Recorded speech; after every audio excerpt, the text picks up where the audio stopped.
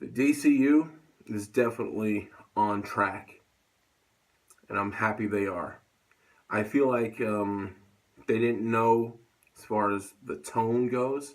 The tone, if you compare Man of Steel, then Batman v Superman, and then Wonder Woman, uh, the way those movies felt were completely different. Um, Zack Snyder, man, I'm not gonna say the style is different, and I'm happy it's not because I love Zack Snyder's style. He has a very cinematic style, so I like that. The tone was great in this movie. It had that sort of like Wonder Woman feel, that kind of like inspirational feel. Um, his filters, his dark filters, like you saw in Batman v Superman, and even in Man of Steel, the dark filters are gone. Everything's bright as it should be. You know, when it does get dark, sort of dark, it's when we're in Gotham City.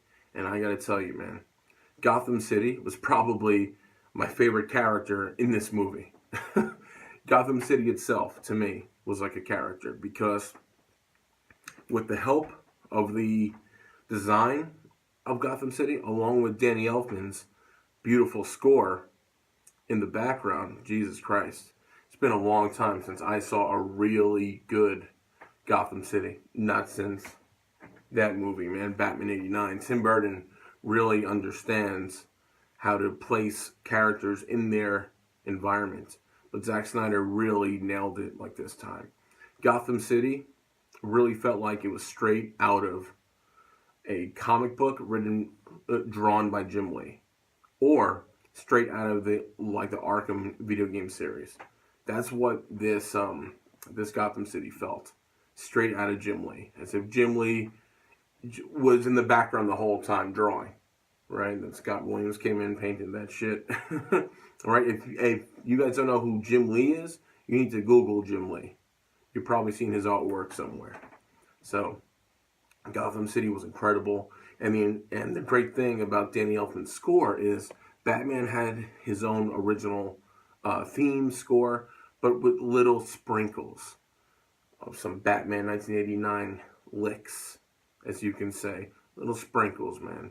Every so often, like you would hear a little na na na na na na na na na na, right? But the way it was tangled in the new score was just amazing. Great work, Danny. Great work, man. Great work, brother. You did amazing, especially. Oh, you know what? I'm not going to mention that because I'm still doing the new spoilers. Okay, no spoilers still.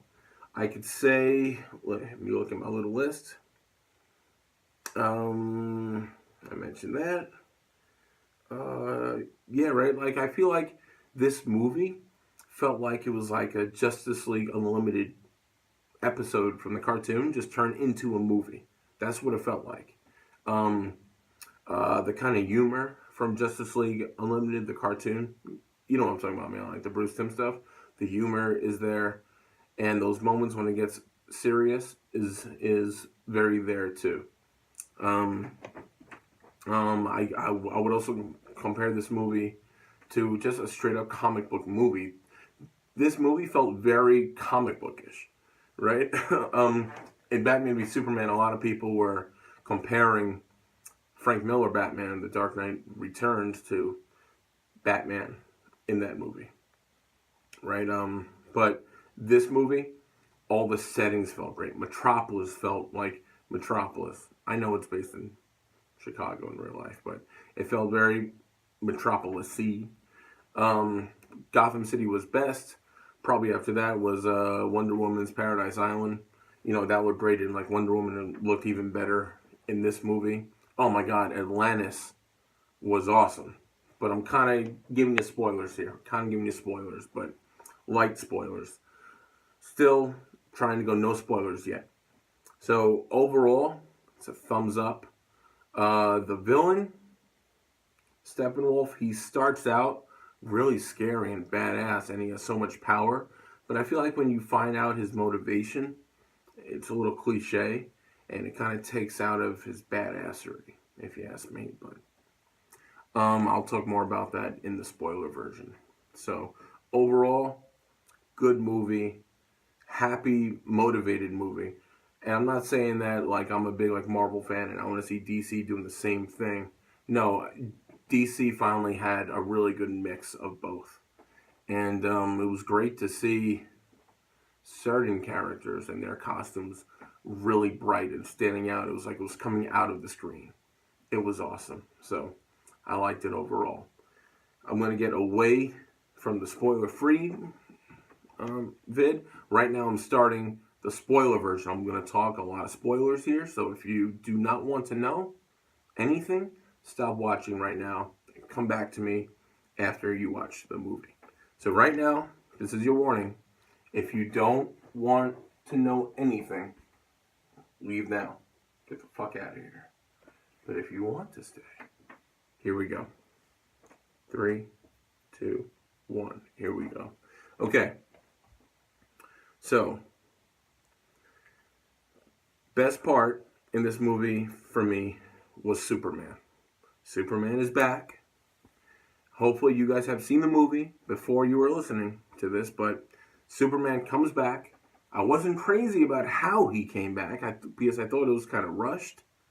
It was very simple, too, of how he came back. A little too simple, but I could tell, a lot of these certain scenes in this movie felt kind of rushed, but I understand why. I'm sure they're going to do like an ultimate version in like 3 months. That's going to be a 3-hour movie, but until then, like I was saying, Superman was great in this movie. It felt certain points, it reminded me of Christopher Reeve. I mean, Henry Cavill, are you ready? He's actually smiling in this movie. A lot. Even when he's fucking up Steppenwolf, he's smiling.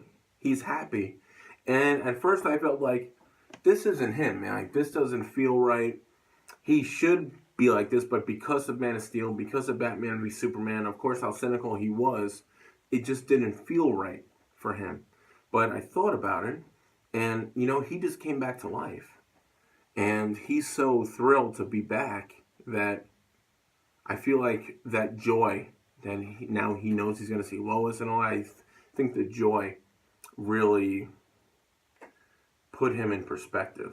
And that's why he was so happy in this movie, man. Like, his suit was so bright. The bright blue, the bright reds. Oh, my God, the cape. Snyder, man, you fucking landed it like this time. You too, Whedon. Thanks, guys. You really nailed fucking Superman. What else did I write about Superman here? Oh, my God, ready? His power level was amazing. Like, everyone had a hard time dealing with Steppenwolf. When Superman showed up, he was just like, bitch. That's what it felt like. He just bitched Steppenwolf. Superman is way stronger than about everyone in that Justice League. Wonder Woman is probably closest next to that. But, oh my God, he was so powerful. It was so great to see Superman on a power, just being on that power level. It felt perfect. It felt right. There were so many funny scenes between him and Batman. Oh my God, dude! Like one of my favorite scenes when Batman sees that Superman has come back to life. He smiled. He looked so goofy in that Batman cowl. I couldn't stop it. Like, I was chewing on popcorn and I just like spit it all out. It was so funny. Oh, and if you guys saw that, yeah, I put a little fake tattoo there. But when Batman saw Superman alive, he was like, it was so funny, man. I spit out the fucking popcorn. I thought I was going to choke. It was so funny. The moment when Flash realized that Superman is capable of actually seeing him when he's moving like so fast, he was so shocked that someone was on his level. Flash was completely shocked. And it was so funny when Superman saw him like running behind him and he turns and he looks at Flash and Flash was like, you could see me? What the fuck? Right? Like, it was really funny. It was really funny. There were a lot of funny scenes, man. I'm just, I'm not here just to give you, talk about certain scenes. I want to talk about, the Atlantis scene when Aquaman like goes to Atlantis and he deals with Mera. The way that they talk, right? I was like, how are they like going to talk like underwater? But they were able to move the water away from them and they were able to speak under the water, but they're able to move it. So that was interesting. I like the way they handled that. What else can I say? Cyborg's outlook on life. You know, it starts off when he's very like cynical. He's very depressed, and like by the end, when he's saving everything, he realizes that he wants to live. And there's this moment between him and Superman. How both of them are just in love of life now. So it was really cool to see both of them sharing that moment. To me, it really sold me on Cyborg. It it really did with that moment. What else can I say? Could talk about when we finally got the Justice League shot, the group shot. Jeez, man, I had goosebumps, man. It really touched me in my soul to finally see these characters done right. Everything's bright, everything is hopeful and inspirational. That's what Justice League should be. When they make a Batman solo movie, that thing better be dark and scary as fuck. But for Justice League and Superman movies, you can go light. That's cool. Not everything has to be dark, not everything has to be light. It has to be just right for what it is. Right? And this movie landed it. It really did. What else can I say? Talk about some of the bonus scenes, man. The first one was the Flash and Superman race, straight out of the fucking comic books, man. That was so much fun seeing them set it up, and oh my god, dude, like the scene was so bright and so hopeful, and it was so great to just see Superman so happy and making jokes, man. Like it was really good to see Henry Cavill having fun for the first time, really, as Superman. It was the first time I felt like Cavill was really enjoying it. And the second scene, you know who they gave us, man. You know what villain they gave us. They gave us fucking Deathstroke, and he takes off the fucking helmet.